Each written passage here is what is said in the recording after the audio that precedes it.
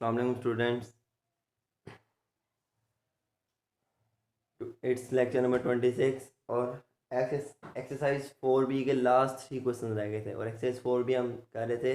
इसमें क्या करते हैं हम, कोई भी अमाउंट कोई भी प्रॉफिट डिस्ट्रीब्यूट करते थे डिफरेंट रेशियोज में। क्वेश्चन नंबर 7 है, उसी पैटर्न पे क्वेश्चन है, थोड़ी सी स्टेटमेंट चेंज है। कह रहा है Abad and Shad decided to share a business in a ratio of 7 and 11। एक अबाद है और दूसरा शाद है, उनकी रेशो है 7 और 11। ये उनकी रेशो है। उन्होंने बिजनेस स्टार्ट किया और इस रेशो पर उन्होंने इन्वेस्टमेंट की। कहता है Abad contributed ₹49,000, then find the net amount share by them. अगर अबाद ने 49,000 डिस्ट्रीब्यूट किए हैं तो नेट अमाउंट बताओ जो उन्होंने शेयर किया वो कितना है टोटल। यानी बेसिकली अबाद का उसने बता दिया और नेट मैंने फाइंड करना है। शेयर ऑफ अबाद, शाद का तो उसने बताया ही नहीं। शेयर ऑफ अबाद ये उसने बता दिया मुझे कि कितना है, ₹49,000। टोटल मैंने फाइंड करना है। सम ऑफ रेशो क्या आएगी, 7 + 11, ये आ गई मेरे पास 18। ये तो आ गई। अब कैसे करते थे हम, फॉर्मूला वही है। क्या कहते थे कि आबाद का जो शेयर है, आबाद का शेयर वो कैसे होता था, आबाद की ratio divided by total ratio multiply by amount. अब वो अमाउंट जो वही तो मैंने फाइंड करनी है, नेट अमाउंट वो नहीं पता, उसको मैंने एक्स कह दिया। क्या किया दोबारा सुने, किसी का शेयर फाइंड करना होता था, क्या करते थे, उसकी ratio divided by total ratio multiply by amount, total amount. अब आबाद का शेयर मैंने उसका फॉर्मूला लगाया कि आबाद की ratio divided by sum of ratio multiply by amount. अब अमाउंट मुझे नहीं पता, वही मैंने फाइंड करनी है। आबाद का शेयर मुझे पता कितना उसने दिया है, 49। इसकी जगह मैंने लिख दिया 49,000। 7/18 मल्टीप्लाई बाय एक्स, जो नेट अमाउंट मैंने फाइंड करनी है। तो एक्स फाइंड करना है, बाकी चीज़ें इधर ले लो। जो चीज़ फाइंड करनी है उसको हमेशा सेपरेट कर देते हैं। 18 इधर आके मल्टीप्लाई हो गया और 7 इधर आके डिवाइड हो गया। 18 डिवाइड हो रहा था, उधर जाके मल्टीप्लाई। 7 मल्टीप्लाई हो रहा था, उधर जाके डिवाइड।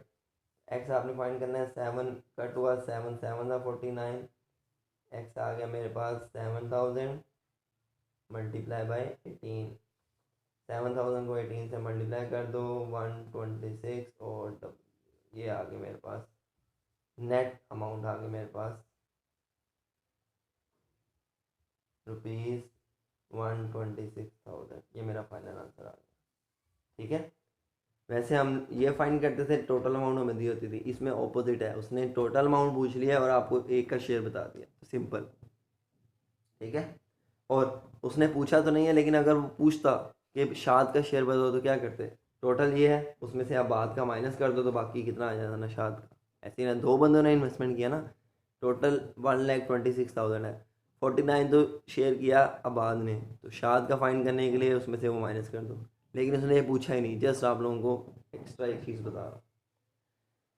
क्वेश्चन नंबर 8 और 9 सेम एक जैसे हैं, चीज़ें वही हैं, एक स्टेप एक्स्ट्रा, एक चीज़ क्या एडिशन है इसमें, वो क्या है वो मैं आपको बताता हूँ। क्वेश्चन नंबर 8 की स्टेटमेंट है, 3 friends X Y and Z are partner in a company. कौन कौन है फ्रेंड, एक्स वाई और जी, ये 3 फ्रेंड है। कहता है with in a company with sharing ₹30,000, 45,000 and 60,000 respectively means पहले की 30,000, 45,000 and 60,000। ये अच्छा, इसमें एक ही से एडिशन के आगे स्टेटमेंट देंगे। कहता है X kept money for 5 months, Y for 2 months and Z for 8 months। X ने अमाउंट रखी 5 months के लिए, वाई ने 2 months के लिए और जी ने 8 months के लिए। कहता है calculate the share of each friend in a profit of 96,000। अब इसमें आपने सिंपली क्या करना है, जितने जितने मंथ्स के लिए उन्होंने अपनी अमाउंट रखी है, आपने उस मंथ से इसको मल्टीप्लाई करा देना। बस ये एक एक्स्ट्रा स्टेप है इनकी रेशो में ही, जितने जितने मंथ्स के लिए उन्होंने अपनी अमाउंट रखी है उस मंथ से आपने मल्टीप्लाई करा देना है। एक्स ने रखी 5 मंथ के लिए, मैंने मल्टीप्लाई करा दिया 5 से। वाई ने रखी 2 मंथ के लिए और जी ने रखी 8 मंथ के लिए आपने इसे मल्टीप्लाई करा दिया। आगे इसको मल्टीप्लाई कर दें, 150,000, 90,000 और 480,000। ये मेरी अब रेशियो है जिसको मैंने सिंप्लीफाई करना है। 440 सब में नज़र आ रहे हैं मुझे, मैंने कैंसिल कर दिया, रह गया 15, 9 और 48। 3 के टेबल पे गए, 3 5 15, 3 3 9 और 3 16। इससे आगे फर्दर वे नहीं होती। ये मेरी फाइनल सिंप्लीफाइड रेशियो आ गई। तो सिंपल क्या किया है, उन्होंने अमाउंट शेयर की और मंथ वाइज डिवीजन थी। एक ने 5 मंथ के लिए रखे, एक ने 2 मंथ के लिए, एक ने 8 मंथ के लिए। तो उनकी रिस्पेक्टिव अमाउंट को रिस्पेक्टिव मंथ से मल्टीप्लाई करवा देना है रेशियो में, बस। ये एक एक्स्ट्रा स्टेप है इसमें। मंथ डिफरेंट हो गए ना, तो उनको उनके कोरेस्पॉन्डिंग मंथ से मल्टीप्लाई करवा देना है रेशियो में, आगे सिंप्लीफाई कर देना है, आगे वही स्टेप। फिर सम ऑफ रेशियो, 5 + 3 + 16, ये आ गया मेरे पास 24। ये सम। अब मैंने हर एक का शेयर निकालना है। टोटल अमाउंट जो है, टोटल अमाउंट या टोटल जो प्रॉफिट है वो उसने मुझे गिवन दिया है, वो है मेरे पास 96,000 रुपीज़।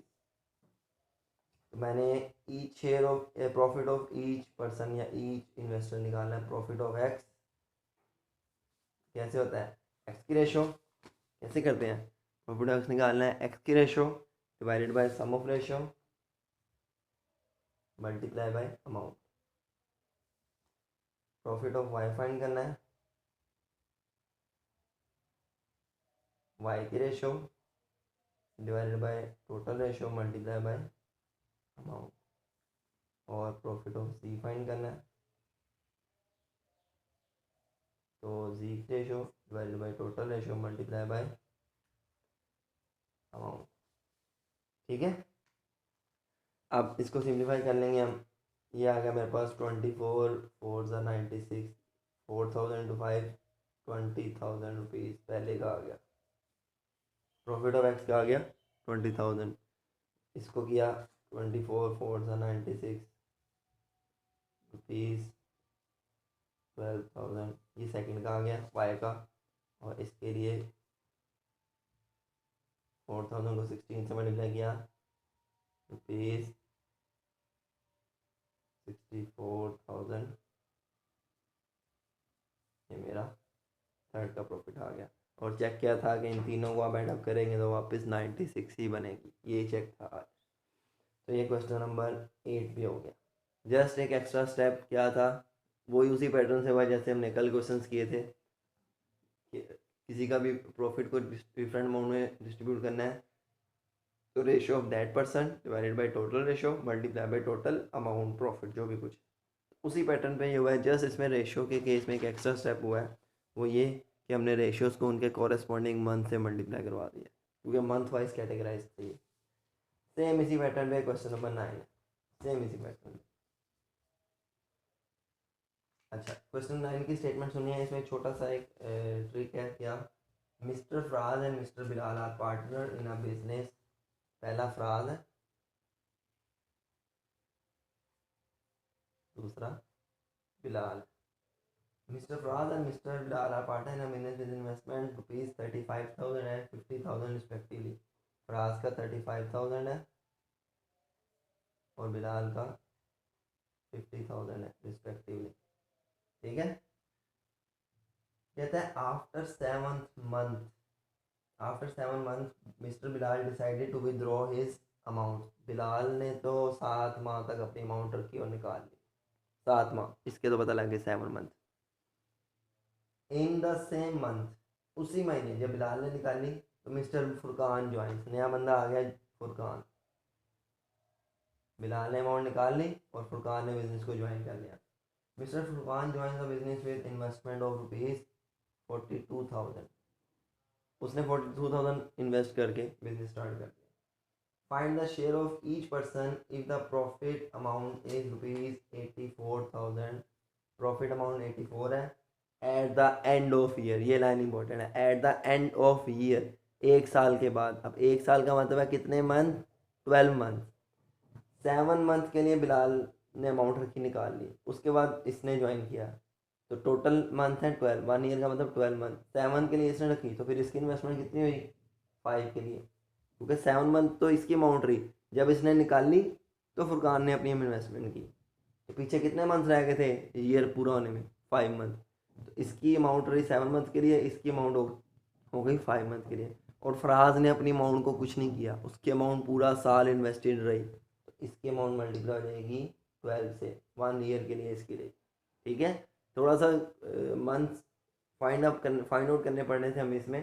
पिछले क्वेश्चन में तो क्वेश्चन एट में तो डायरेक्टली दिए थे, इसमें क्या क्या है उसने, फराज और बिलाल ने बिजनेस स्टार्ट किया इतनी इतनी अमाउंट से। 7 मंथ के बिलाल ने इन्वेस्टमेंट अपनी ही निकाल ली, उसकी 7 से मल्टीप्लाई होगी। और जब इसने निकाली तो फुरकान ने ज्वाइन कर लिया, तो पीछे कितने मंथ रह गए थे 5, बिकॉज 7 + 5 = 12। और फराज ने अपनी इन्वेस्टमेंट अपनी अमाउंट को छेड़ा ही नहीं, उसकी पूरा साल बढ़ी रही, तो मल्टीप्लाई बाय 12। ये मैंने मंथ से मल्टीप्लाई करा दिया। आगे प्रोसेस वही 35 12 42 4,20,000 पहला हो गया, 3,50,000 और 3,50,000 और 2,10,000। इसको 440 सब में नज़र आ रहे हैं, कट हो गए, इधर आ गया 42 35 और 21, ये सारे 7 में हो जाते हैं। 7 6 42 5 और 3, इससे आगे फर्दर जो ये नहीं होती है मेरी फाइनल रेशो आ गई। फिर हम क्या करते हैं, सम ऑफ रेशो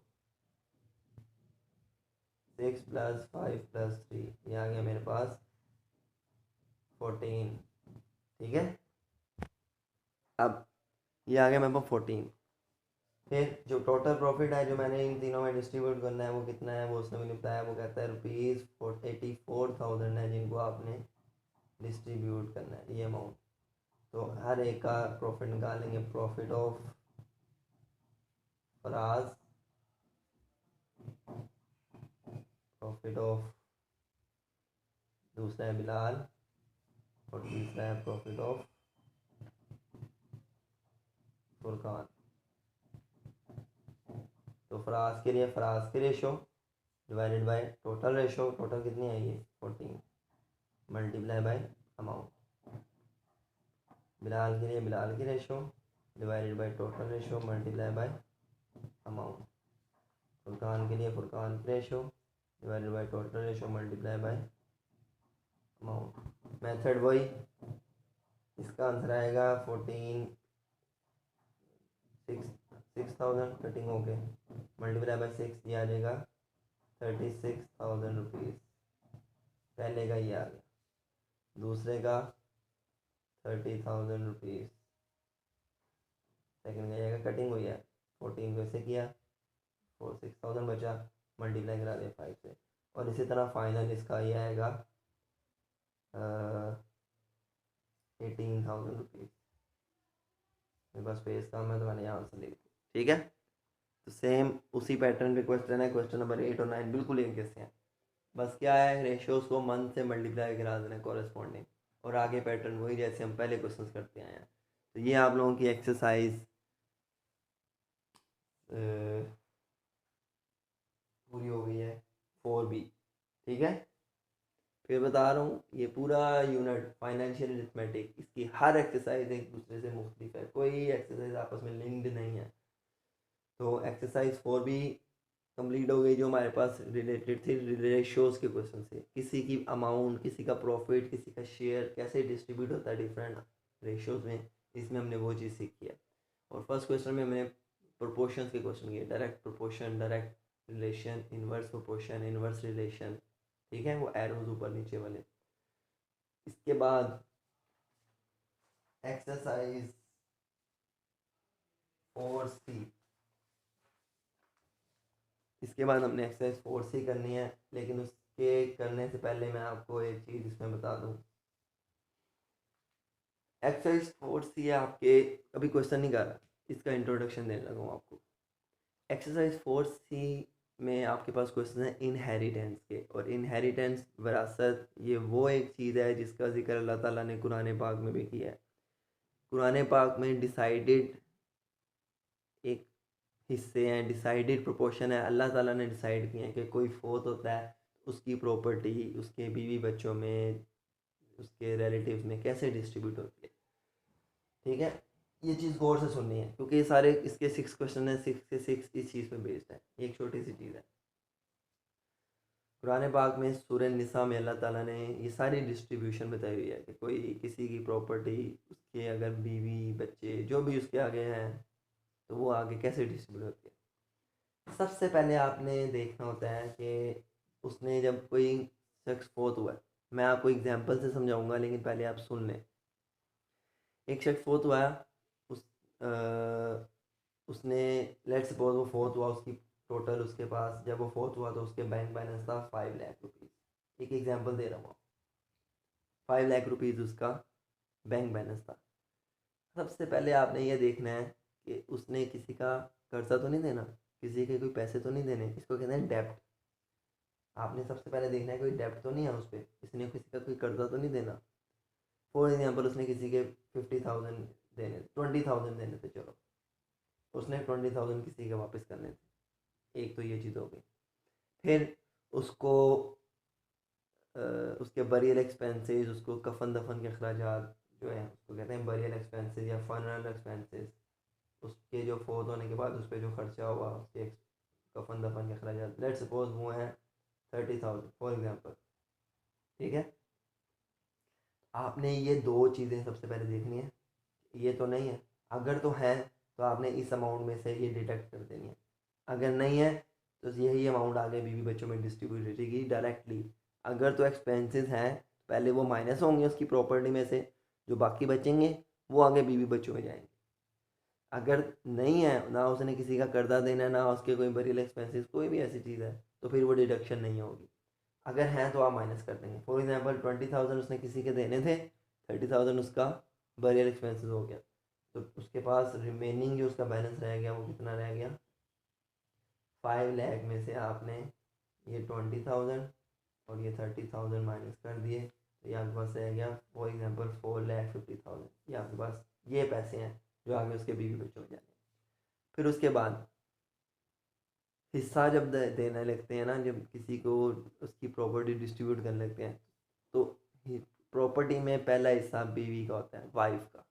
और वो कितना होता है, अल्लाह ताला ने डिसाइड किया है, वो 1/8 ऑफ टोटल प्रॉपर्टी होता है। यानी जो भी टोटल प्रॉपर्टी है उसको 8 पे डिवाइड करो, जो अमाउंट आएगी वो बीवी को चली जाएगी। ये अल्लाह ताला का एक हुक्म है, उसी के अकॉर्डिंग हम डिस्ट्रीब्यूशन करते हैं।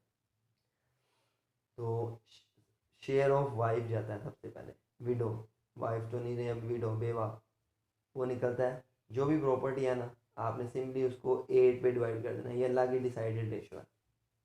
8 पे डिवाइड करेंगे, जो अमाउंट आई वो आपने यहाँ लिख देनी। फॉर एग्जांपल अभी हम सोल्व नहीं कर रहे हैं, फॉर एग्जांपल ये आ गई 60,000, एक एग्जांपल दे रहे हैं, ये तो नहीं आएगा, जस्ट मैं बता रहा हूँ।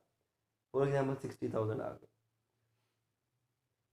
अब ये 60,000 विडो का शेयर आ गया, टोटल जो रह गई थी वो ये थी। अब जो बाकी पैसे बचेंगे ना, 450 में से 60,000 चले गए बेवा को, उसकी जो बेवा है, उसकी जो बीवी है उसको चले गए। जो बाकी अमाउंट है वो आगे उसके बेटे बेटियों में डिस्ट्रीब्यूट होगी। तो पीछे रह गए, फॉर एग्जांपल अब विडो का शेयर निकाला तो रिमेनिंग बैलेंस रह गया उसका 450 में से 60,000 बेवा को चले गए, तो बाकी रह गए मेरे पास 3,90,000 फॉर एग्जाम्पल। अब ये अमाउंट जाने आ गया बेटे बेटियों में। अब बेटे बेटियों में कैसे जानी है, बेटे का हिस्सा अल्लाह ताला कहता है कि बेटे को बेटी से डबल हिस्सा देना है, बेटे को बेटी से डबल हिस्सा देना। ठीक है, फिर आपने क्या करना, फॉर एग्जांपल उसके 2 बेटे हैं और 2 ही बेटी, लेट्स सपोज उसके सन है 2 और डॉटर भी उसकी 2 है। अभी मैंने आपको बात बताई कि बेटे का हिस्सा होना है डबल और बेटी का हिस्सा होना है सिंगल, तो आपने जस्ट इनको मल्टीप्लाई करा देना। बेटी जितनी बेटी हैं उनका हिस्सा मल्टीप्लाई बाय 1 और जितने बेटे हैं उनका हिस्सा मल्टीप्लाई बाय 2। इस रेशो से आपने क्वेश्चन करना है। यानी फॉर एग्जांपल 2 उसके बेटे थे, 2 उसकी बेटियां थी, तो बेटे का हिस्सा डबल, बेटी का हिस्सा सिंगल। इसको मल्टीप्लाई कराएं 2 to the 4 और 2 1 the 2, 4 और 2, तो 4 + 2 = 6। ये टोटल में पैसे आ गए जो होने हैं। उसके बाद इसमें थोड़ा सा चेंज है, ये हिस्से आ गए। उसके बाद आपने सबसे पहले इसके ये करने के बाद बेटे और बेटी में से पहले बेटी का लिखना है और ईच का वर्ड यूज़ करना है। शेयर ऑफ ईच डॉटर, यानी मैं हर एक बेटी का हिस्सा बता दूँ कितना है। जो ये रिमेनिंग प्रॉपर्टी बची है इसको आपने सम ऑफ रेशो पे डिवाइड कर देना है। ये जो भी आई है ना सम ऑफ रेशो, तो ये मेरे पास बेटी का हिस्सा आ जाएगा। और जो बेटी का हिस्सा आएगा मुझे पता है बेटे का हिस्सा बेटी के हिस्से से क्या होता है डबल। जो बेटी का हिस्सा आएगा उसको मल्टीप्लाई कर देंगे 2 से, यानी डबल कर देंगे, तो किसका हिस्सा आ जाएगा बेटे का। तो ये सिर्फ मैंने आपको एक प्रोसीजर बताया, दोबारा सुन लें प्रोसीजर, किसी की प्रॉपर्टी कैसे डिस्ट्रीब्यूट करें। अभी हम इसके क्वेश्चन करेंगे, आपको हर चीज़ क्लियर हो जाएगी, एक ही पैटर्न पे क्वेश्चन है। सबसे पहले आपने रिपीट कर रहा हूँ सारा पैटर्न। पहला स्टेप क्या है, आपने देखना है कि उसके कोई बरियल एक्सपेंसेस तो नहीं है, उसने किसी का कर्जा तो नहीं देना, कोई उस पर डेप्ट अमाउंट तो नहीं है, इसको कहते हैं डेप्ट अमाउंट। अगर तो है तो आपने उसकी प्रॉपर्टी में से माइनस कर देंगे। जो रिमेनिंग बैलेंस रह जाएगा उसमें से फर्स्ट डिस्ट्रीब्यूशन होती है विडो की, उसकी बेवा की, और वो कितनी है अल्लाह ताला ने डिसाइड किया 1/8 ऑफ टोटल अमाउंट, यानी सिंपली जो अमाउंट है उसको 8 पे डिवाइड कर दो, वो बीवी का बेवा का हिस्सा आ गया। फिर रिमेनिंग कितना रह गया, जो रिमेनिंग बैलेंस रह जाएगा, बाकी अमाउंट है उसमें से बीवी का माइनस कर दो, रिमेनिंग बैलेंस आ गया।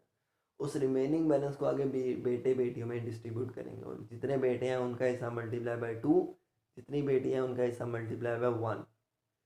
क्यों? क्योंकि बेटे का हिस्सा बेटी के हिस्से से डबल होता है, अल्लाह ताला की ये मुकर्रर करदा डिस्ट्रीब्यूशन है। हम इसमें ये हम इसी के अकॉर्डिंग चलते हैं, ठीक है। तो ये एक पैटर्न है, इसी पैटर्न में जब मैं क्वेश्चन करूँगा आपको हर चीज़ क्लियर होती रहेगी, और इसके इंशाल्लाह हम क्वेश्चन करेंगे नेक्स्ट लेक्चर में। ये चीज़ आपने याद रखनी है, ठीक है।